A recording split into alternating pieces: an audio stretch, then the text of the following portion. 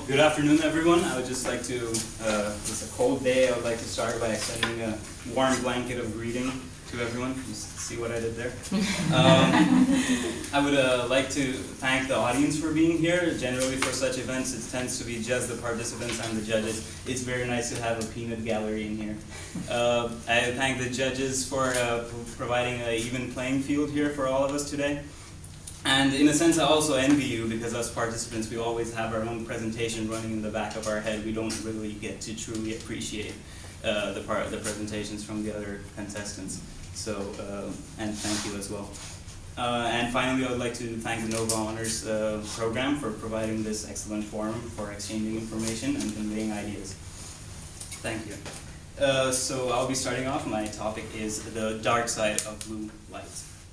Arianna Huffington is one of the most successful people in today's world. Not only one of the most successful women, but Forbes magazine in fact ranks her as one of the most successful people. There's a distinction there.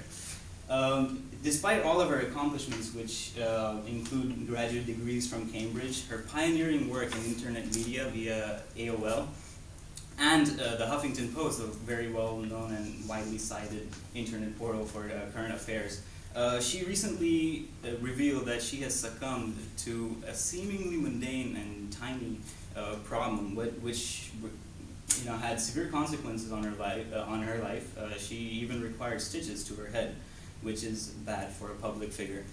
The root of this problem is sleep deprivation. More specifically, sleep deprivation brought on by the excessive use of digital devices. Now, to understand this problem, I will first explain the impact of sleep cycles on our day-to-day lives and the impact of poor sleep cycles.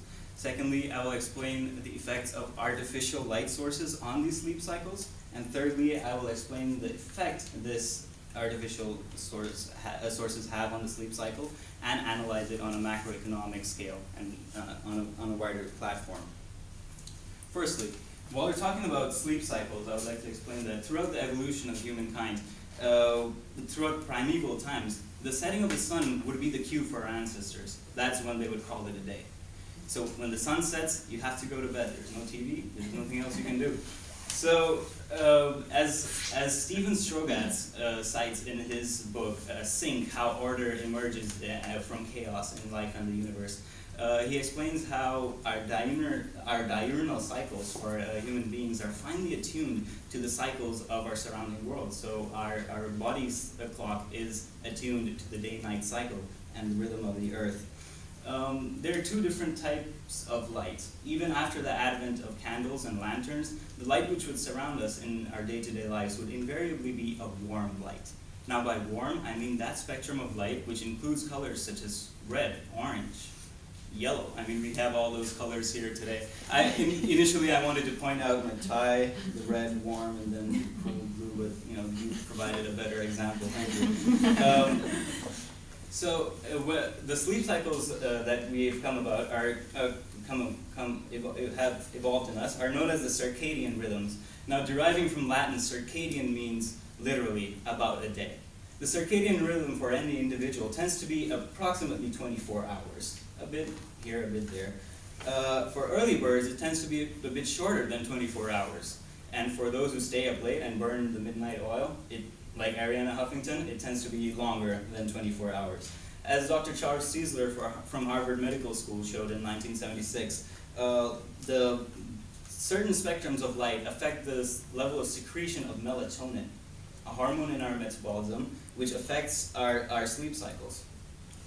Now, I will now be talking about the effect of artificial light sources on our sleep cycles. Fatigue and occupational stress are one of the most commonly found problems in employees and worldwide throughout corporations. Many people, even part-time students, many of them who are in NOVA, they have night jobs which they take up in order to support themselves. And so whoever has these different sorts of shifts for their work, which mess with their 9-to-5 work schedule 5 days a week, they have severe effects on their sleep cycle and their productivity. This breaks the circadian rhythm, which is once it gets broken, it continues as broken from there on. It affects the productivity, the safety. Say, you have to drive safe. If you're getting home early, after a late shift, it's going to affect your safety, profitability, health, and well-being. Now, even Arianna Huffington, the reason why she had those stitches is after a long night's work, she was just trying to do something as simple as climb down a flight of stairs, and she tripped and fell and cracked her skull, literally. Third, now I will be analyzing the effects of these broken sleep cycles on a macroeconomic scale. Now, you don't need to be Arianna Huffington to know that most people in today's world do indeed use a various number of digital devices. These digital screens endeavor to be even crisper, even clearer. As technology progresses, you want it to be as close to real life as possible. You want the highest resolution, the most vast spectrum of colors. In order to make our screens more clear and more crisp, electronic companies throughout the world have introduced an entire new spectrum of blue wavelengths into their digital screens. Now, as a New York Times of 2011 tells us, by introducing blue wavelengths, they get a higher level of crispness and clearness than they would by introducing warm wavelengths. And therefore, it's an entirely one-sided effect. They have only introduced the blue wavelength of light to our more modern digital screens. As George Brainard of Thomas Jefferson University shows us in 2011, after a study he conducted, those respondents who were exposed to 450 to 480 nanometers of wavelength of light were most severely affected in terms of their melatonin secretions. Now, 450 to 480 nanometers is the prime segment of blue wavelengths. It does not get bluer than that. Now, if you think that this problem could be getting worse, I want you to think again. Bad light is all around us. Neon lights, urban city lights, they affect us everywhere we go. If you're taking a late night class and the professor's video doesn't work, they just turn off the projector, but there's this blue background there. So, I mean, you can't expect to go home after that and have a good night's sleep after being exposed to blue wavelengths for 2.5 hours. And what is the last thing we do before we go to sleep every day? We turn on the alarm for the next day, giving us a final dose of blue wavelengths to ensure that we keep daydreaming and not dreaming. As the Business Insider of September 14th, 2006 shows us, the effects on productivity throughout the world are per employee are $3,156 per person annually. And for the average American company, this means $13.2 million of losses every year. And this problem obviously extends beyond America. So talking in terms of utilitarianism, if we're aware of this problem and if we take measures to correct it, it would be even a highly moral thing to do, and we can contribute more to our world.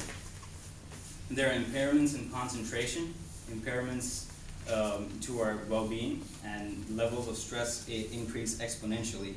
Therefore, I've shown the significance of sleep cycles in our day-to-day lives. I've demonstrated the effects of artificial lights and their wavelengths on our sleep cycles, and I've also shown the macroeconomic effects of this problem.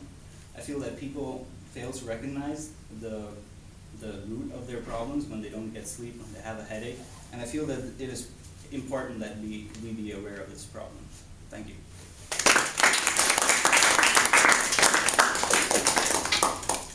Oh, yeah, I'm sorry. Yeah. So I have a question. You talked about a shift between the use of a warmer light to a blue or a cooler light. Is that specifically talking about the switch to LEDs in electronics? Versus Yes, LEDs they do fall in that spectrum of light. If you notice, LEDs are extremely sharp. Yes. And that sharpness which you get, and that glare which you get on your eyes, is exactly due to that problem. That goes beyond just our circadian rhythm. Even our eyes aren't attuned to adjust to that level of light. Yeah. If you know, the pupil dilates. Yes. So if it dilates to an extent to accommodate different levels of wavelengths. Now, LEDs, they have such a high wavelength that regardless of how the pupil dilates, it's going to get through, and you're going to have a very jarring effect on your mind. Yeah. The first time I noticed the LED was like with cars. You Right. remember, everybody's got yellow lights casting on the road, and you Right. can see in a heartbeat a bright blue light from a car. The halogen So, lamps. Yeah. There, in fact, I lived in India for a long time. They're banned there Okay. for causing impairments to the oncoming Really? traffic. Okay. Cool. Thank you. Any other questions? Okay. Well, I guess this is a little bit stretching the topic, but so you introduced the problem to us. Are there Mhm. any solutions you could propose? Well, knowing what's the root of your problem is the first thing. You can only So pop the- as the many personal aspirins as solution possible. mostly. Yes. So I can talk about me, for example. I mean, there are free softwares out there. There's a software you all can note down. It's called Flux. It makes your screen warmer, and it's a great conversation starter too. Because anyone's passing by, they're like, "Your Mac screen looks different now." Yeah, I tell them about blue wavelengths.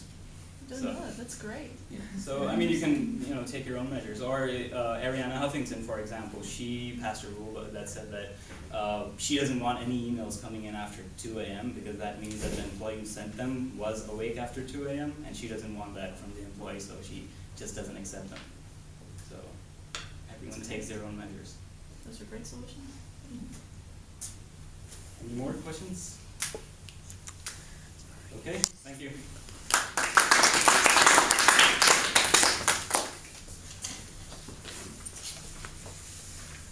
We have 9 minutes. 9 minutes until we're done. Yeah, this is 2:41.